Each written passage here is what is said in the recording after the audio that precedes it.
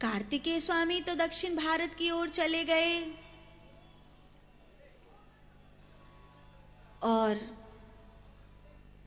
कैलाश सूना सूना सा हो गया। महादेवी समाधि में लग गए। पार्वती जी को ये खालीपन अखरने लगा। ये शक्ति है, ये जगदम्बा है, ये पराम्बा है। एक लंबे समय की समाधि के बाद माता ने अपने तेज से एक प्रतिबिंब का निर्माण किया। वेद लक्षणा गौ माता के गोबर को उस विग्रह के बनाने के लिए उपयोग किया गया। गणपति बप्पा का विग्रह तैयार हुआ। सृष्टि करोति ब्रह्मांडम सबई पालयते खिलम। पूरी सृष्टि का पालन करने वाली भवानी जगदम्बा ने जब उस विग्रह को अपनी ममता भरी दृष्टि से देखा तो उस विग्रह में प्राण पड़ गए और आवाज आई, मां। और जैसे ही माता ने ये शब्द सुना, मां मां, ये शब्द सुनते ही तो गदगद हो गई। नाम रखा विनायक। वक्रतुंड महाकाय सूर्यकोटि समप्रभ निर्विघ्नं कुरु मे देव सर्वकार्येषु सर्वदा। गणपति बप्पा की, गौरी के लाल की, गजानन भगवान की। श्री गजानन भगवान का जन्म हुआ और पूरी प्रकृति में फूल खिल गए। खुशियां ही खुशियां, आनंद ही आनंद होने लगा। और जब सब प्रकार का आनंद होने लगा तब माता पार्वती जी ने महादेव का आवाहन किया। लेकिन उन्हीं दिनों शनि की दृष्टि विनायक के मुख पर पड़ी, गणपति के मुख पर पड़ी। शनि की दृष्टि से मेरे पुत्र के जीवन में कोई हानि होगी। माँ ने सोचा, मैं ऐसा क्या करूं जिससे मेरे पुत्र का जीवन सुरक्षित हो जाए। इसके लिए माँ ने एक यज्ञ बिठाया। उस यज्ञ में पूरे ब्रह्मांड की देवियां आईं। श्री लक्ष्मी जी, श्री सरस्वती जी, सची, अरुंधति, वाराही, देवसेना, मंगल चंडी आदि आदि बहुत सी देवियां आईं और 64 योगिनियां, पूरी सृष्टि की देवियां इकट्ठी होकर वो यज्ञ करने लगी। उस यज्ञ में किसी पुरुष का प्रवेश नहीं था। इसीलिए पार्वती जी ने विनायक को कहा, ये छड़ी पकड़ो और या द्वारे पर खड़े हो जाओ। किसी पुरुष को भीतर नहीं आने देना, किसी पुरुष को भीतर नहीं आने देना। ऐसा कहकर छड़ी लेकर द्वारे पर खड़ा कर दिया और एक कवच दे दिया।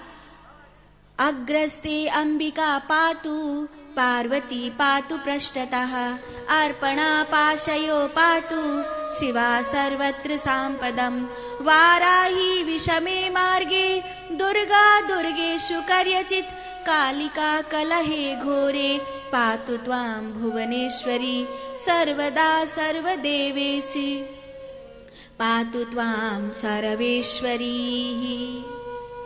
सब जगह से माँ रक्षा कर रही हैं, आगे से भी, पीछे से भी, दाएं से भी, बाएं से भी, पाताल में से भी, स्वर्ग में से भी, सब जगह से माँ रक्षा कर रही है। पातु त्वां भुवनेश्वरी, पातु त्वां भुवनेश्वरी, माँ रक्षा कर रही है। और जब वहाँ पर रुद्रगण आए, महादेव आए, तो उनको विनायक ने भीतर नहीं जाने दिया। शिव द्वारे, ये शिव का ही धाम है। लेकिन वो कहते हैं मैं किसी को नहीं जानता, मैं तो मेरी माँ को जानता हूँ, और मेरी माँ ने कहा है किसी पुरुष को भीतर नहीं आने देना, तो मैं आपको भीतर नहीं जाने दूंगा।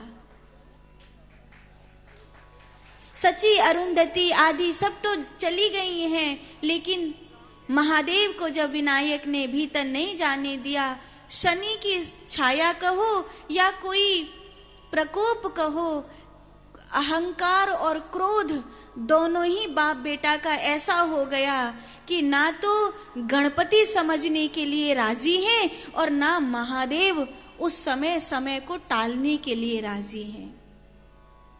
अच्छा, कई लोग यहाँ पर कहानी सुनाते हैं, कई कथावाचकों के मुंह से भी सुना है, वैसे भी सुना है। मैं इसलिए आपको बता रही हूँ कि आपको सत्य का ज्ञान होना जरूरी है। तो कई लोग यहाँ कहानी सुनाते हैं कि पार्वती जी स्नान करने के लिए गई हैं और महादेव भीतर जाना चाहते हैं। यहाँ इंद्र हैं, रुद्र हैं, मरुदगण हैं, गण हैं, ब्रह्मा हैं, विष्णु हैं।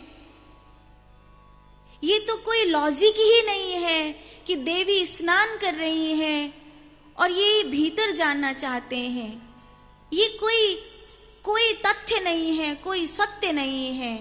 और मैंने कई धार्मिक सीरियल में भी ऐसा देखा है कि वो भी यही झूठ ही दिखाते हैं कि पार्वती जी स्नान के लिए गई हैं और महादेव भीतर जाना चाहते हैं। ये तो आज के लिए भी लॉजिक नहीं है कि कोई स्त्री नहा रही हो तो उसके स्नान घर में कोई क्यों जाना चाहेगा। इसीलिए ये कथा झूठी है कि मैया पार्वती जी स्नान कर रही हैं और वो विनायक गणपति पहरा दे रहे हैं और शिव जाना चाहते हैं। कैलाश का इतना बड़ा वैभव है कि सोने की लंका भी लजा जाए, पूरा ब्रह्मांड लजा जाए। जिस कैलाश के वैभव के कारण ही नारायण को गोलोक प्राप्त हुआ है, क्या उस कैलाश पर एक ऐसा बाथरूम नहीं होगा जिसमें कुंडी लगी हो कि पार्वती जी को अपना बेटा खड़ा करना पड़े? थोड़ा तो अक्ल से सोचने वाला विषय है। इसीलिए ये कथा झूठी है कि पार्वती जी नहाने गई हैं, स्नान करने गई हैं और महादेव आए हैं। कथा यूं है, कथा का सत्य ये है कि पार्वती जी जो यज्ञ कर रही हैं वो यज्ञ केवल और केवल प्रकृति शक्ति का है, स्त्री शक्ति का है। वहां केवल देवियां शामिल हुई हैं, कोई पुरुष तत्व, कोई परमात्मा का तत्व शामिल नहीं हुआ है। और इस यज्ञ में प्रकृति के साथ परमात्म तत्व भी शामिल होना चाहता है और गणपति मध्य में खड़े हैं। ये कहानी है। और महादेव का त्रिशूल भृगु के श्राप के कारण, भृगु ने श्राप दिया था कि एक दिन तुम्हारे हाथ से तुम्हारे पुत्र की भी हत्या होगी, और ये हुआ। और जैसे ही महादेव के हाथ से त्रिशूल छूटा और जो सुंदर सा ब्रह्मांड का सबसे सुंदर मुख पार्वती जी के पुत्र का था, वो इस त्रिशूल के लगते ही भंग होकर समुद्र में चला गया। अब तो हाहाकार मचने लगा। मैया पार्वती ने जब ये सुना कि उनके पुत्र की हत्या स्वयं महादेव ने करी है, तो पार्वती जी से ये सहनीय नहीं हुआ और वो भद्रकाली के रूप में आ गई। वो अपने पांव की ठोकर से धरती को नष्ट कर देंगी, वो पूरे ब्रह्मांड को जला देंगी। इतना क्रोध उनका प्रकट हुआ।